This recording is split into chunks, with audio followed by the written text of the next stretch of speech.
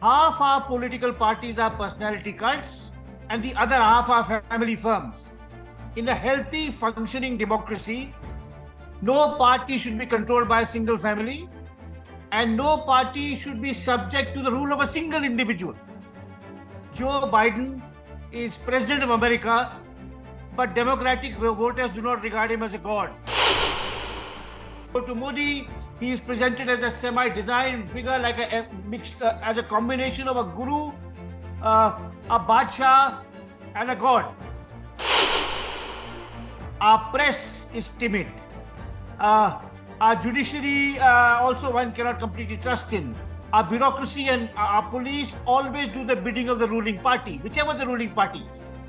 Today, the police in Assam will follow the BJP and the chief minister. If tomorrow the Congress comes to power, they will follow the Congress and their chief minister. They will be biased in favor of the political party, and that is not how the police is supposed to behave. The fact that our political parties are grossly distorted because they are either personality cults or family firms, that one. Secondly, that our democratic institutions like the press, the media, the press, the judiciary, and the civil service and the police are partisan or malfunctional. Third, the rising tide of Hindutva. Fourth, the growing north-south divide. And fifth, the environmental crisis. These are 5 problems we face, and we should all be aware of that and seek to resolve. Your perspective is distorted, and you are cultivating power, and you want to be a Rajguru. You may want to be close to Mr. Rahul Gandhi, or to Mr. Amit Shah, or to Mr. Kejriwal. You want to be a Rajguru. Now that is, and then that distorts your perspective, and I think it's an advantage for a commentator on Indian society and politics not to be in Delhi. The job politicians should not advise. Mr. Amit Shah today is telling historians what to do. He is saying, find me 50 Hindu kings who are better than the Muslim kings. Find me information that will show Nehru in a poor light. Now, that is, and unfortunately, many historians, because they like to be close to a politician or like to get a grant from the government, are happy to go along with this. So I think history is multi-layered, multi-dimensional, and history is not only about kings and queens. Hello, welcome to a very special program of Gণতন. We have today with us a very eminent historian and scholar, Ramchandra Guha. So, Ram Guha, we welcome you to our program today. And my first question to you is, what are the challenges facing our republic today?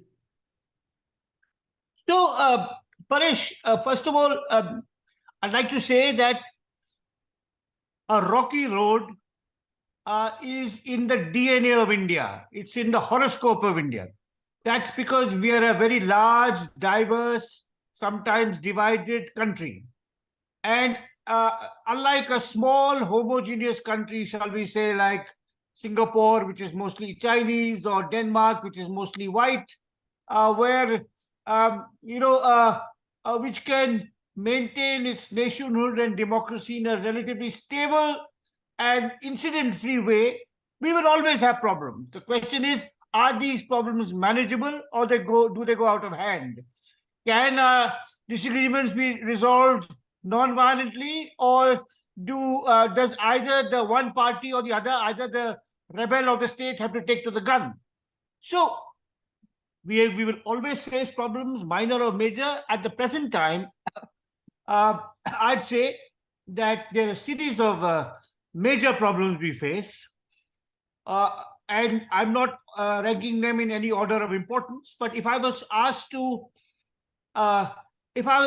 identify 4 or 5 major problems that India faces today, the first problem would be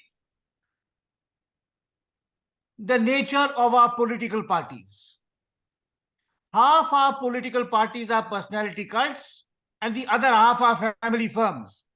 In a healthy, functioning democracy, no party should be controlled by a single family, and no party should be subject to the rule of a single individual. Joe Biden is president of America, but Democratic voters do not regard him as a god. Joe Biden is the leader of the Democratic Party, but his son will not inherit the leadership from him. Now, in our country, unfortunately, half the political parties are personality cults. The BJP, obviously, where no criticism of Modi is allowed, all the credit must go to Modi. He is presented as a semi-designed figure, like a mixed, as a combination of a guru, a Badshah, and a god. But he's not alone in this. The Aam Aadmi Party is a cult of Arvind Kejriwal. There is no other major leader allowed. The Trinamool Congress is a cult of Mamata Banerjee. The YSR Congress is a cult of Jagan Mohan Reddy. And the other set of political parties, of which the Congress is the most important example, which are family firms. Now, Rahul Gandhi may be a good man, a nice man, a decent man. But it is repugnant to the spirit of democracy that the only reason he is the major leader of the political party is that of the Congress, is that the party of the freedom struggle, is that his father, his mother, his grandmother, and his great-grandfather were all presidents of the Congress and also prime ministers. So this is a structural flaw in our democracy. Political parties are not family firms. They are not a kirana dukan where I give it to my son. Nor are they some guru cult where, I'm the guru and everyone is following me. They're supposed to be open democratic institutions where anyone can join, and by virtue of their talent, their hard work, their enterprise, ascend the hierarchy and become the leader. So that's the first problem. The second problem is the quality of our democratic institutions. Our press is timid. Our judiciary also one cannot completely trust in. Our bureaucracy and our police always do the bidding of the ruling party, whichever the ruling party is. Today, the police in Assam will follow the BJP and the chief minister.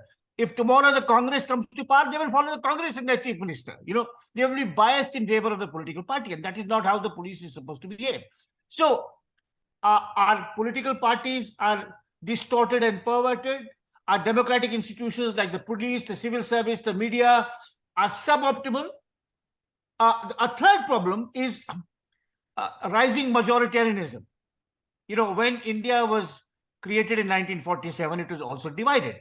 And Pakistan was created as a homeland for Muslims, but India, on the other hand, was a country where everyone had equal rights regardless of which religion you belong to. And religious equality, religious tolerance, religious harmony was the cause for which Mahatma Gandhi lived and died. And I think that we are forgetting.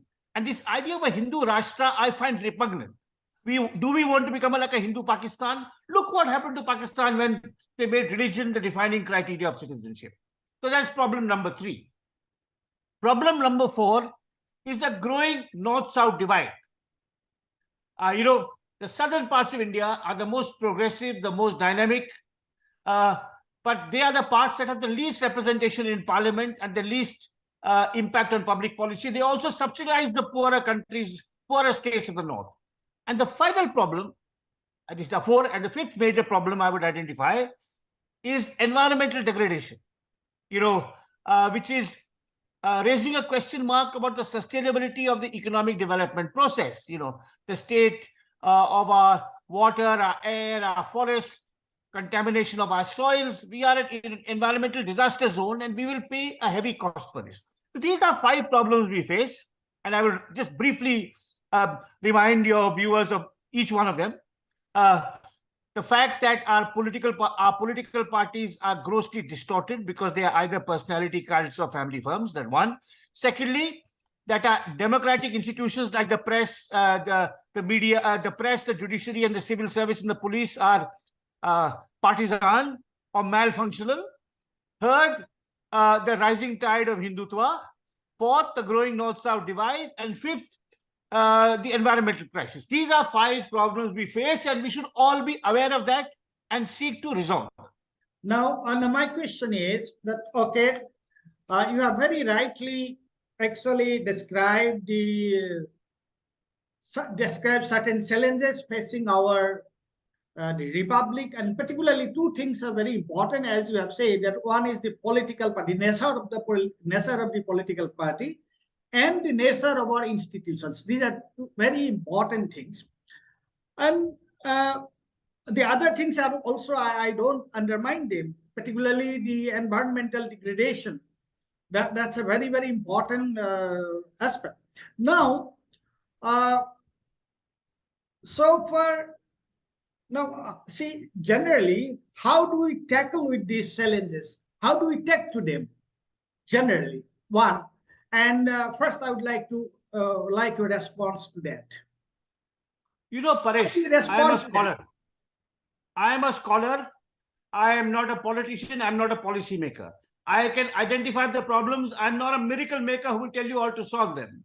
I'm an analyst. I believe in analyzing what is going on in this country and making citizens aware of the challenges we face so that they can collectively respond to them either through civil society organizations or on their own, or by putting pressure on political parties and the governments to resolve them. So my job as a historian and as a scholar is to lay bare to show you the dimension of the problem. I don't believe in giving a magic bullet solution. That is not that's somebody else's job, not mine. Yeah, I have no problem on that. But my question is that, okay, you said that as a scholar, as a historian, as an intellectual, the problem is actually presenting the problem, the challenges before the citizen. Yeah. But if I have to say that, okay, I also do not belong to any political party.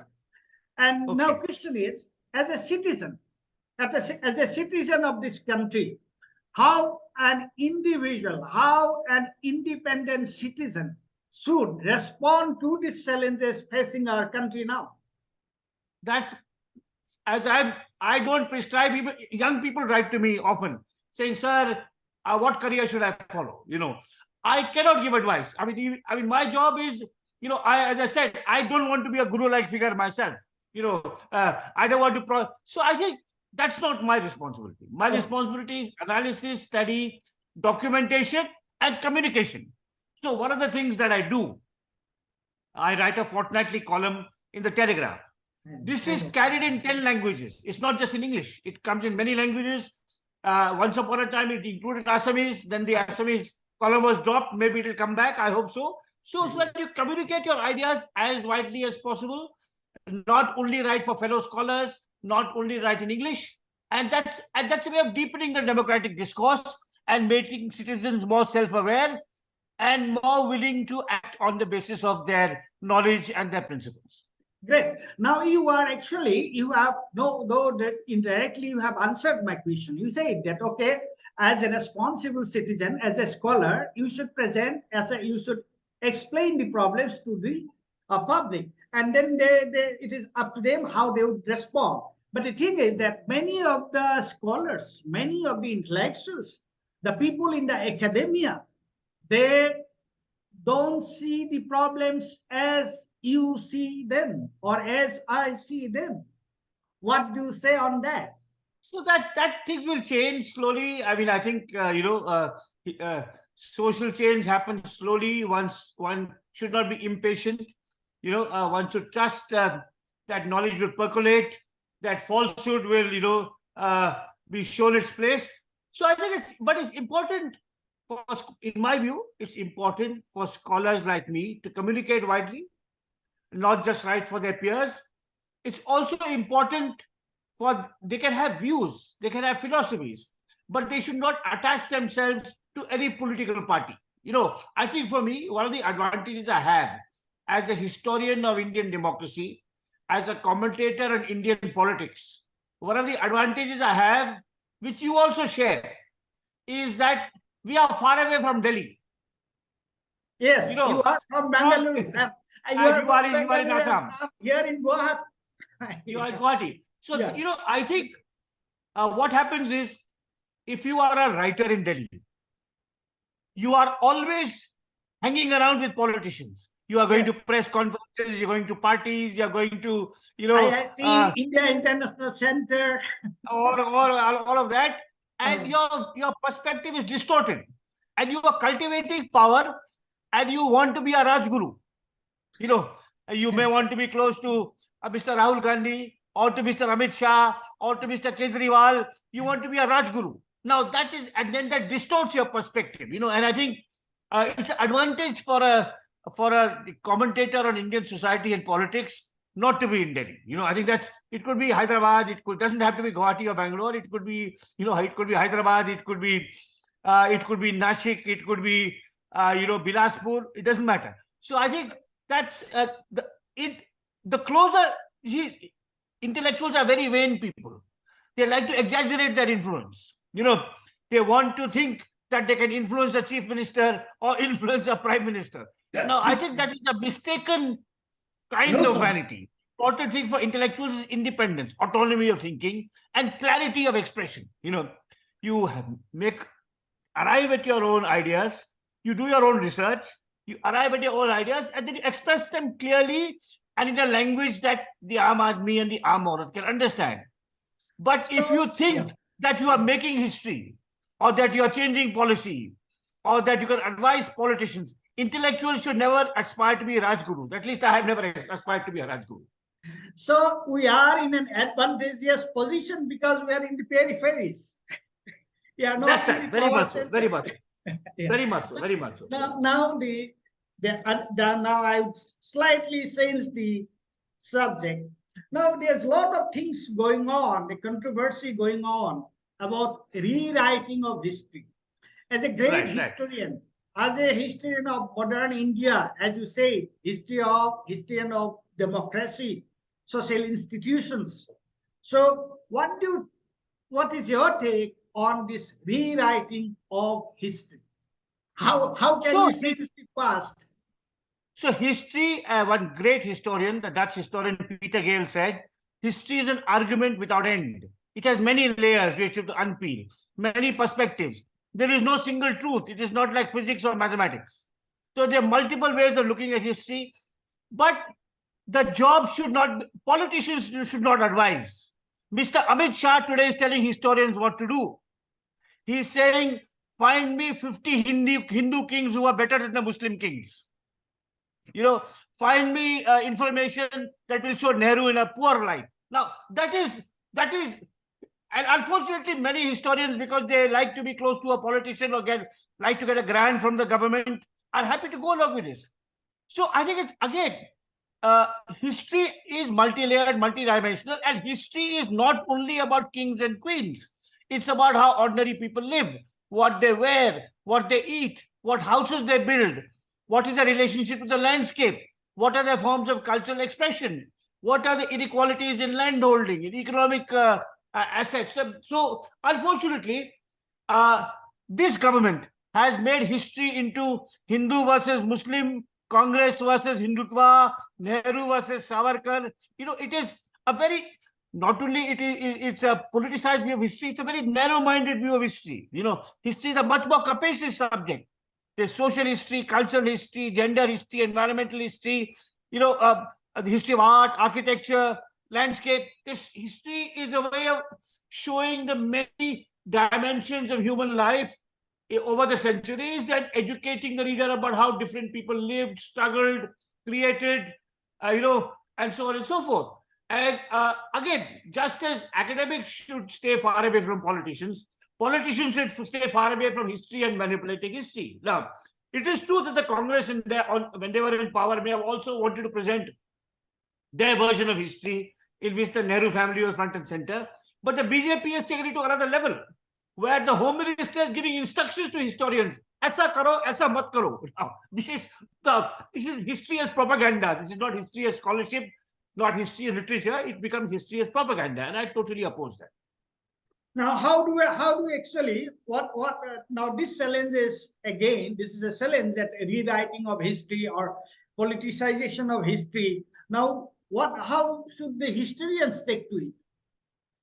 Historians should reject any association with politicians. They should do their own work.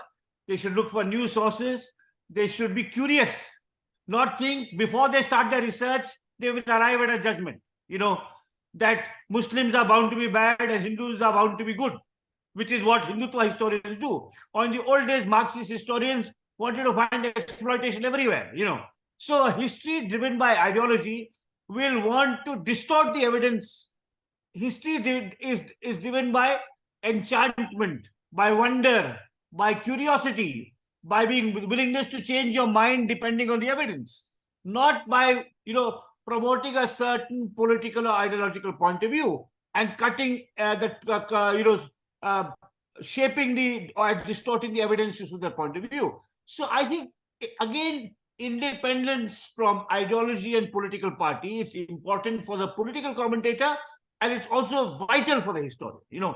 New sources, new languages, not just looking at Assamese, but looking at, maybe the tribal languages, if you're looking at Assam, looking at, artifacts, what they tell you, what, about history, not just written sources, but artifacts, doing oral history, traveling, getting a first-hand feel of the landscape and the people whose past you're writing about.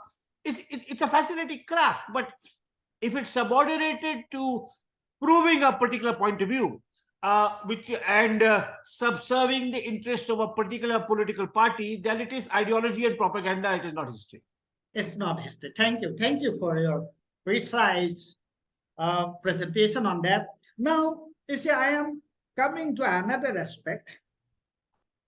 That's in the book, Flaming Feet, which you praised very much. In the book, Flaming Feet, that Nagaraj's book, D.R. Nagaraj.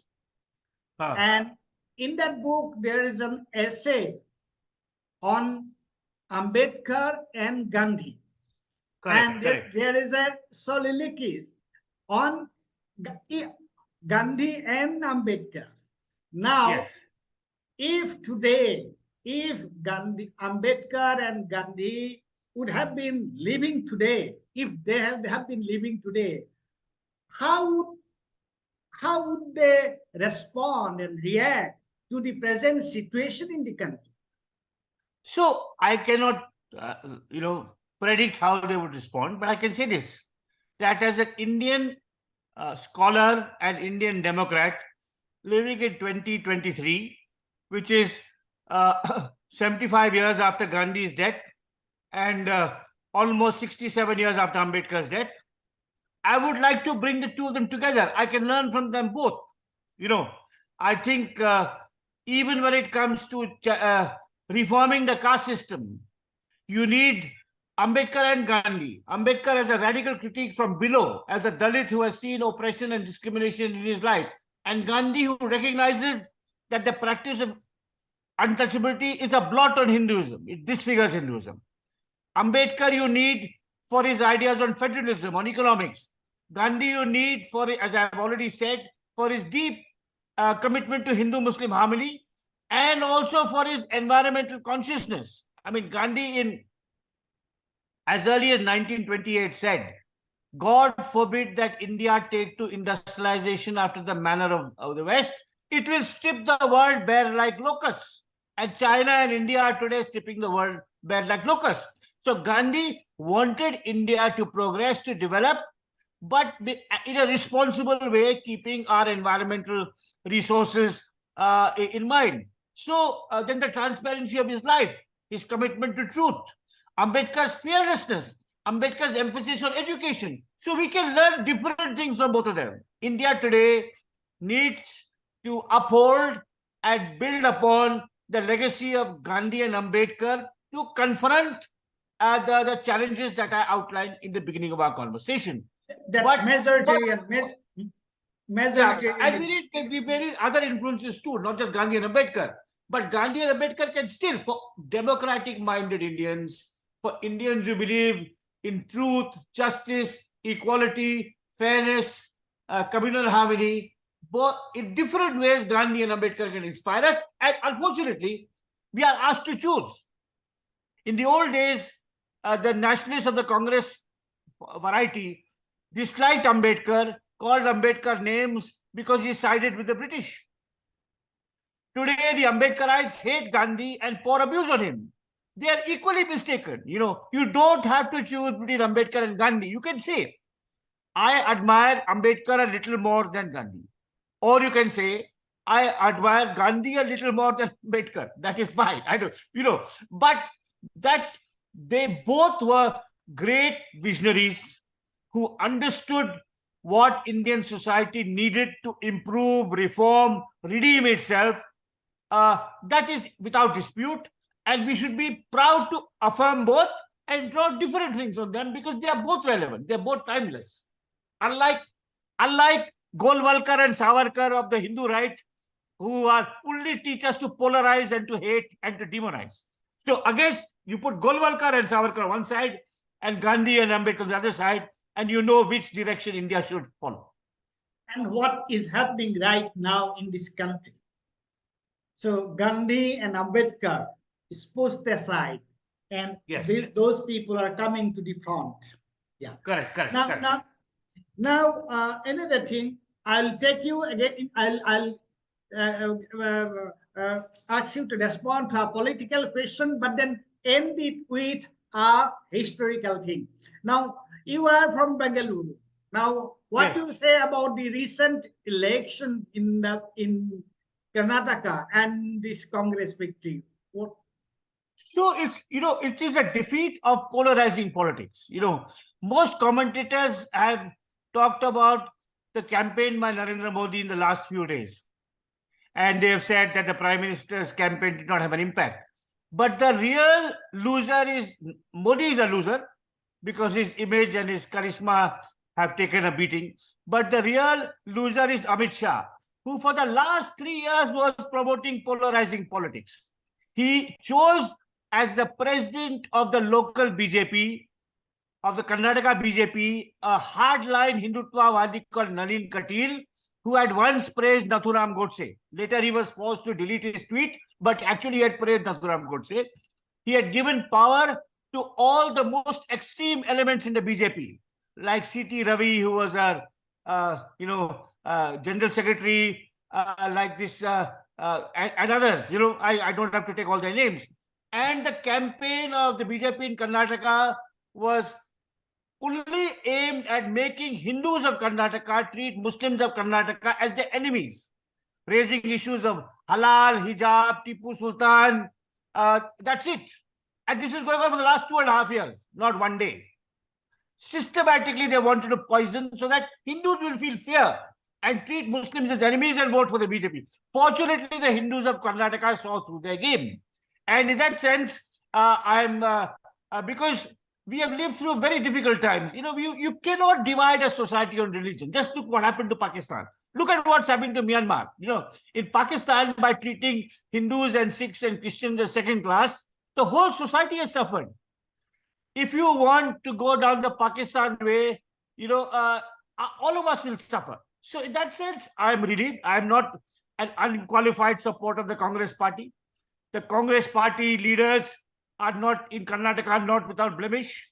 1 or 2 of them are known for their corruption. 1 or 2 of them are known for their thuggery, for being gundas masquerading as politicians. But at least they have not tried to divide our society on religious lines. And I think Karnataka is one of the most economically dynamic states of India. It is a state that attracts migrants from all parts, including the Northeast. And some time ago, there was attacks on people from the Northeast and they had to flee. And, we are a hospitable state. We want to be inclusive, pluralistic, and all of us must progress regardless of religion or language. And in that sense, we can become a microcosm of a better India. And I hope the Congress government is not mired in faction fighting. I hope it is transparent and clean. Maybe it won't be such a great government, but at least it won't promote the polarizing, hateful politics of Mr. Amit Shah. Thank you. And I also should congratulate you because you are from Bengaluru. You are from Karnataka. Thank you. Now I take you the last question. In the month of April, we lost a great historian, Ranajit Guha. Yes. Yeah. So, and if you could tell me a little bit for our audience.